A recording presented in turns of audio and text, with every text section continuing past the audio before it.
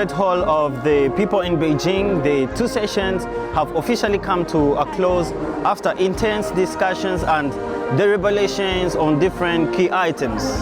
A clear message has emerged from this year's sessions. China is reaffirming its strategic commitment to Africa at a time when Western aid is retreating. The message from Beijing is clear: you will never walk alone. To break down the key highlights of the sessions and what they mean for China-Africa relations, I'm joined by Shen Chiwei, a CGTN reporter and an expert on China's politics, economic development and foreign policy, with a rich background in international affairs and experience working in the Gulf region and Africa.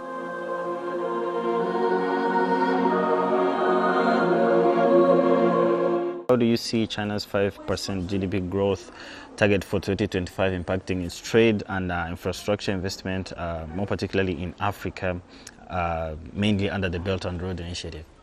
I think for the 5% target growth, that reflects China's economic resistance and also its determination for high quality growth. As you know, China now is the world's second largest economy. So 5% is a huge opportunities for countries, including Africa, with the global south. As you know, China now has open market more wider and more broader. That creates a lot of opportunities for the Africa's high quality goods, especially when African countries are undergoing transformation and industrialization. So China's huge demand of high quality products will create a lot of opportunities, and that will help the Africa's industrialization and the social transformation. Yeah, sure.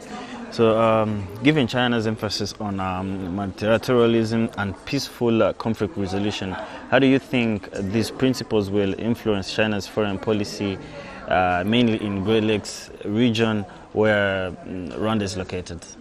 As we know, China has committed for its peaceful diplomacy to cooperate with a lot of countries in a more peaceful way, and China has promoted the peaceful and the stability is essential for development. So does the Greater Lake areas.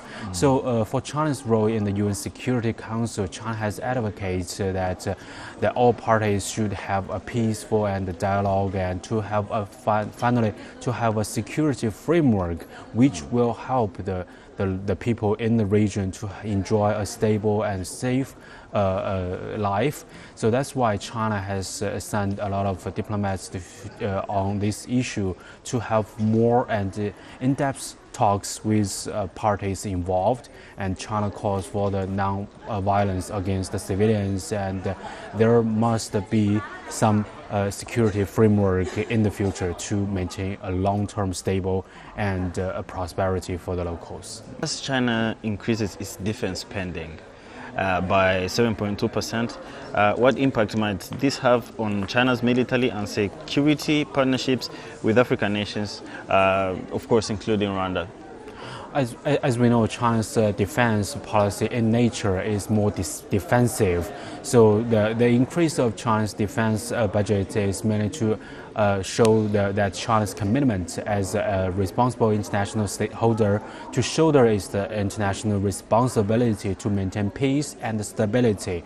As we know, China has commitment for its peacekeeping missions under the UN Security Council, and also the PRA Navy's escort mission in the waters near the Gulf of Aden and also Somalia to anti the pirates. So all these efforts have shown China's commitment for the peace. So the increase, and especially for the foreign aid to the training and cooperation with Africans for the capacity in peacekeeping, that will help African countries to gain this kind of capacity, and also that is the equal cooperation with China and Africa could learn from each other on how to maintain peace in the region and international at large.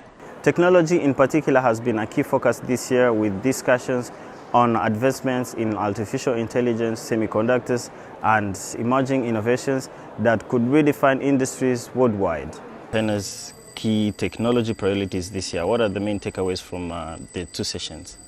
I think when we go through the two sessions, especially for the government's work report, like China has highly prioritized the AI development, especially like the investments in the long-term strategic industries, like the manufacturing and how to use AI to power the future industries, and also to transform the traditional industry to empower those kind of manufacturing and also service industry. So all these will contribute to the high quality development of China. China has invested heavily in tech-driven industrial parks and smart cities, and also given Rwanda's ambition to become a regional technology hub. What lessons can it take from China's model, and are there any potential areas for collaboration?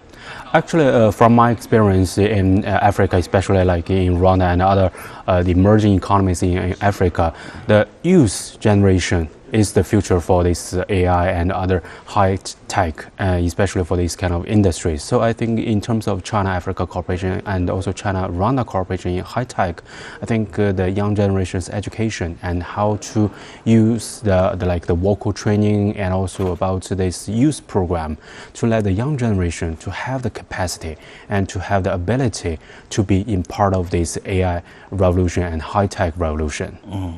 So China has been making significant strides in artificial intelligence, like you said, smart infrastructures and digital finance. How do you think can Rwanda leverage China's advancement in all these areas to accelerate its own digital transformation?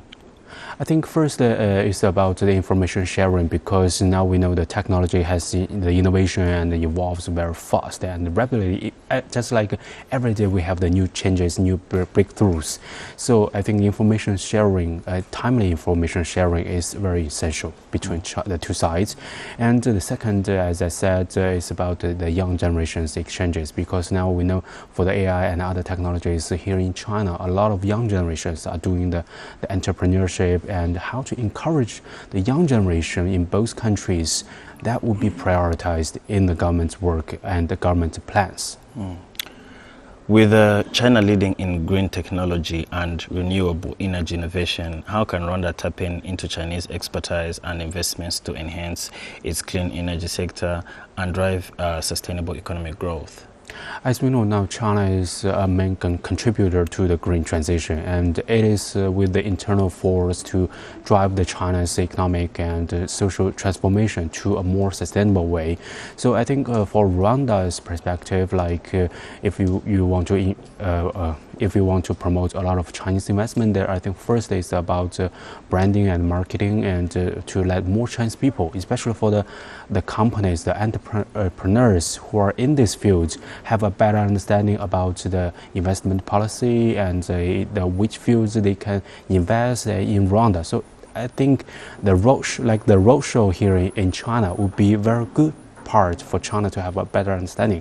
And the other one, I think, is about site visit, because seeing is believing. That is a very famous Chinese saying. So a lot of people, they do the site studies, site research, so they will have a better understanding about what kind of technologies can be applied to Rwanda. So I think with both contribution, and I think for the green energy transition and also green development would be a highlight in the China-Rwanda cooperation. Sure. So Rwanda has set ambitions and it has goals to become an electric vehicle hub in Africa, with policies supporting e-mobility and local assembly. Given that Chongqing is home to some of China's biggest EV manufacturers, do you see potential for partnerships between Rwanda's stakeholders and companies from Chongqing to boost Rwanda's EVs industry? I think in terms of the EV industries, it is kind of a complete industry chain. It's not just only about manufacturing, about EV cars, but also about the electricity, as you said, about the charging stations and other equipment. So China now actually leading in this field. Previously, I was working with some companies for that, and I know that China is in this field is leading the technology. So I think for the electricity and the manufacturing and the infrastructure corporation, that would be the prioritized, because once you have a very stable, reliable, and very cost-efficient electricity supply, and then that will be paved a very solid role for the EV cars, because like you see, that is how China has put a massive production and also massive use of electric cars. That is all based on a very stable and very cost-efficient electricity supply. So I think the infrastructure always goes first. So that's why in China Africa Corporation's infrastructure is prioritized.